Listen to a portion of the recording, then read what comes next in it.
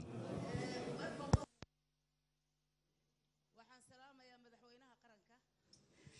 رئيس البرلمان iyo ra'iisul wasaaraha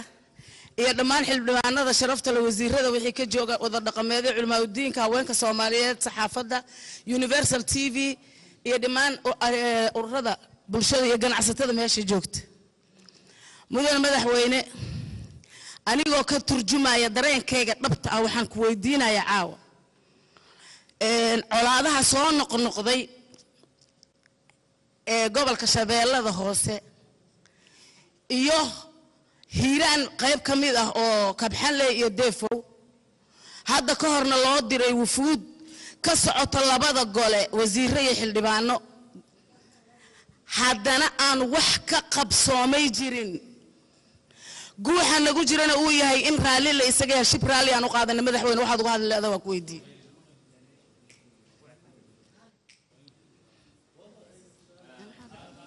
su'aashaada haye su'aashaada tan kale waxaan ku weydiin waxaan rabaa inaad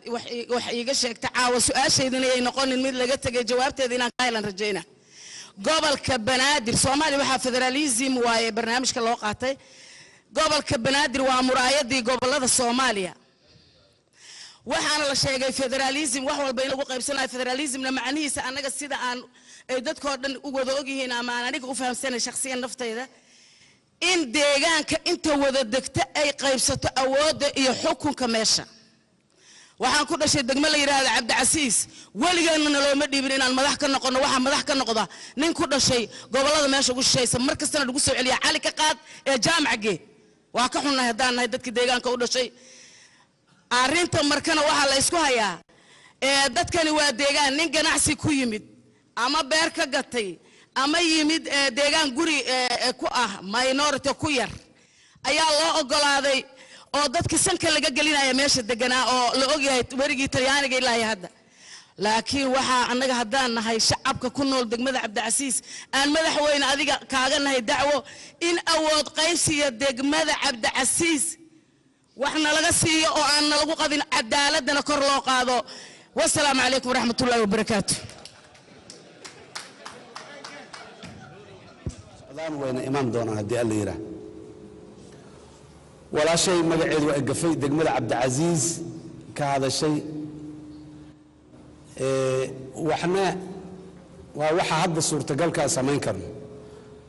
وحا نقول بغنا ما معدي عم حكمة دي هيدي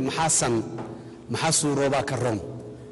يعني وحنا وحا قرحون اما افكا قراد انجليز كايديال لغير هذا وحا وحا ناكسنا وحنا وحي ما انت صورة قال كرم waxyaabaan sameeyay waxyaaba xukuumaddu maanta dawladda Soomaaliya guud ahaan ay sameynaysa xumaan iyo maxaan ku raadayay iyo maxaan ku raadayay nin jeclaysi iyo runtii aan uma fasirayo laakiin waa waxa suurooba maanta la sameyn karay ama awood ha ahaato ama duruufo kale jiro oo ku xareeraysan aadaano degmada Cabdicasiis iyo degmo kasta Soomaaliyeed haddii maanta la tuumsan yahay in dad gaar ah loogu roonaaday iyaguna sidoodan aan aaminsan in loogu rooraaday colaad iyo aad iyo maxaan ku raadayay cabashadu aan ku yarayn marka dalku inuu inta dago qofka mas'uulka noqonaya la soo doorto sanduuq inta meel loo dhigo dadku ay codkooda ugu ridaan ilaa aan ka gaarno tabashada iyo muxuu ahaay way soconaysaa colaadaha jira waa tan sheegnay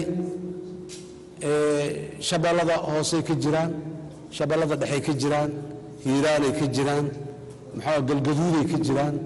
ilaa maxaa gobolada waqooyi hadda la tilmaamay khaatumo iyo maxaa ku raad deegaankaas maxaa ahaay sool iyo sanaag iyo maxaa ahaay ka jiraan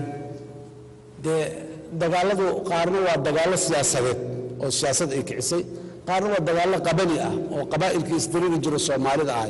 awgeed ku dhacayo kuwa